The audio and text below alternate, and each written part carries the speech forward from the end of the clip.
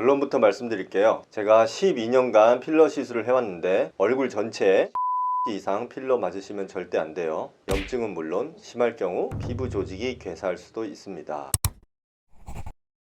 이 원장님, 네. 그 얼굴 전체에 네. 그 필러 시술 받는 거를 네.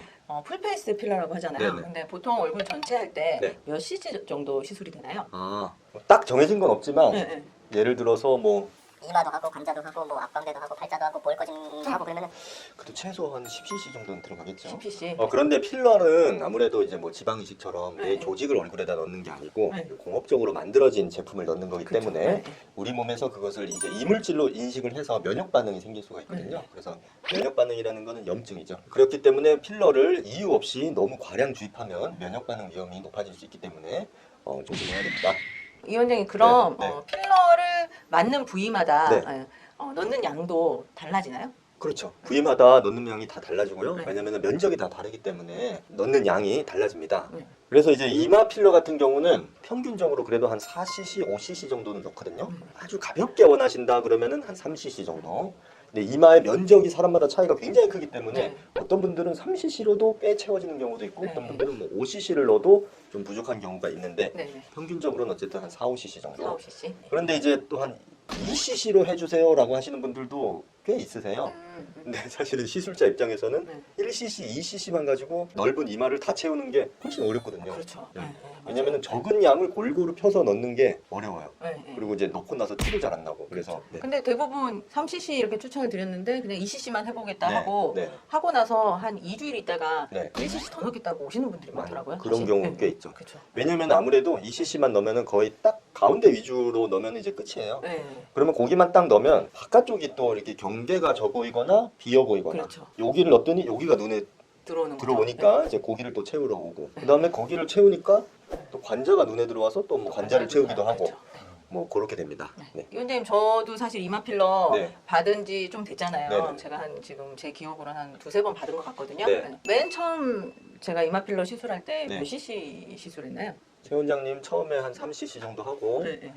그 다음에 한 2년 있다가 또 한 3cc 정도 했죠. 그렇죠. 네. 최 원장님은 이마가 많이 넓은 편이 아니기 때문에 네.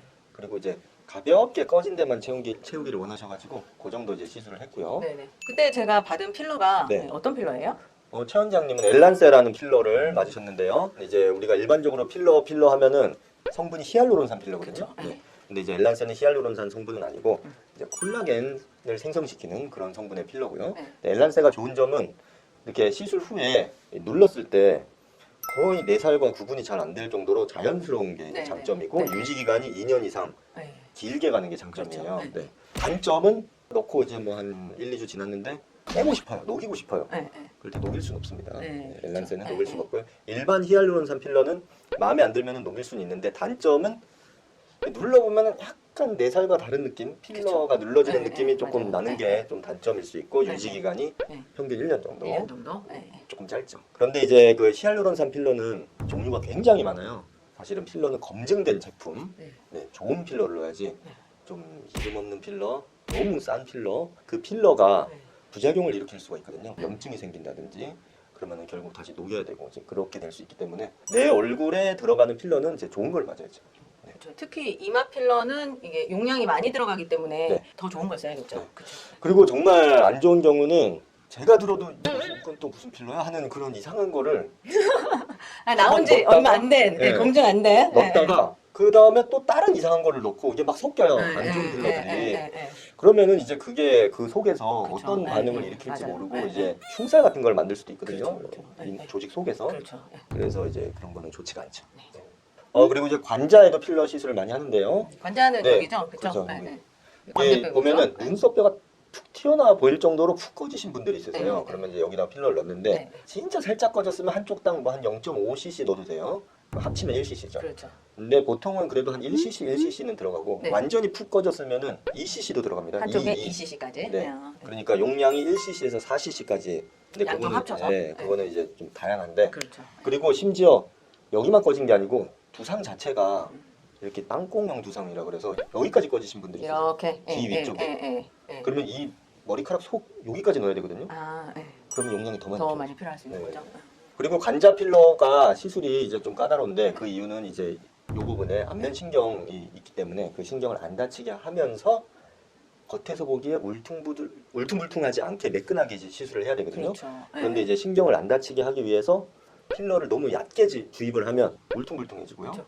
그래서 과감하게 굉장히 깊은 층에 이제 주입을 할 줄 알아야 되는데 이제 그게 경험이 많이 필요합니다. 속에서 차올라서 겉에서 보기에 매끈해 보이게 그렇죠. 네, 그렇게 시술하는 게 핵심이라고 볼 수 있습니다. 그렇죠. 그다음에 이제 볼꺼짐도 시술을 많이 하는데요. 이제 볼꺼짐 부위는 보통 이 옆볼, 광대 밑에 여기서부터 시작해가지고 이 앞볼까지 이렇게 쭉 꺼지신 분들이 있으세요.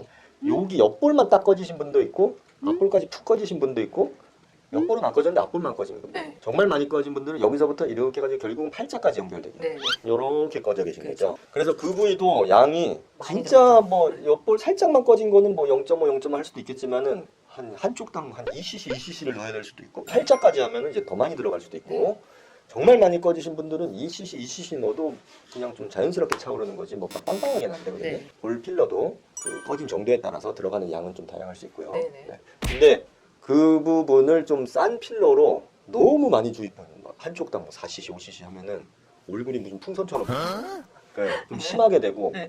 염증 반응, 면역 반응을 일으켜가지고 뭉치고 결절이 생기고 네. 흰살이 생기고 이렇게 되는 경우가 있기 때문에 저는 항상 이제 싼 게 비지떡이다. 네. 할 거면 좋은 걸로 하세요. 싼 걸로 할 거면 그냥 안 하시면 하지 되지. 마세요.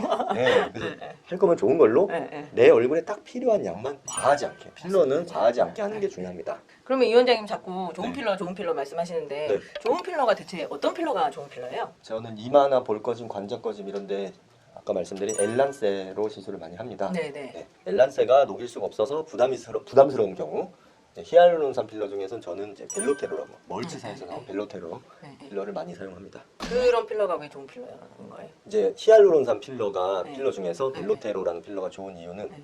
불순물이 굉장히 적어요. 그걸 음. 불순물 순도가 높아서 네, 네. 불순물이 적기 때문에 네, 네. 면역 반응 위험이 적죠. 그렇죠. 그럼 약간 섞여지는 불순물이 이제 면역 반응을 일으킬 수 있는 그렇죠. 거죠? 네. 네.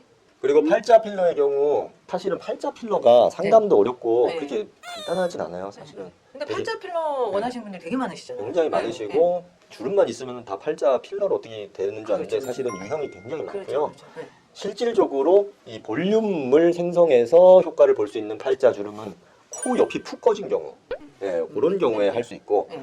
용량은 살짝 꺼졌으면은 0.5, 0.5로 해볼 수도 네. 있지만은 보통은 한 1cc, 1cc 1cc, 정도 네. 그 정도를 많이 하고 네. 저는 한 번에 그 이상 넣는 거는 추천드리진 않아요. 그렇죠. 사실 네. 이제 여기 콧볼 옆에만 채우는 목적이면은 네. 한쪽당 1cc 이상 들어가는 경우는 거의 근데 없죠. 그 이상 네. 넣는 경우도 있더라고요. 그러면 네. 네. 너무 튀어나와가지고 이렇게 아, 원숭이처럼 될 수도 네, 있고 네, 코 옆에는 네. 혈관이 있어요. 그렇죠. 네. 코 옆에는 코로 올라가는 혈관도 있고 눈으로 가는 혈관도 네, 있고 네. 혈관이 복잡합니다. 그런 거를 이제 필러를 많이 넣어서 압박을 시키면은 혈액 순환이 안 되죠. 그러면 그렇죠. 코로 가는 혈관이 압박되면은 코가 이제 네. 뒷날 잡으려는지 약간 빨개지고 네.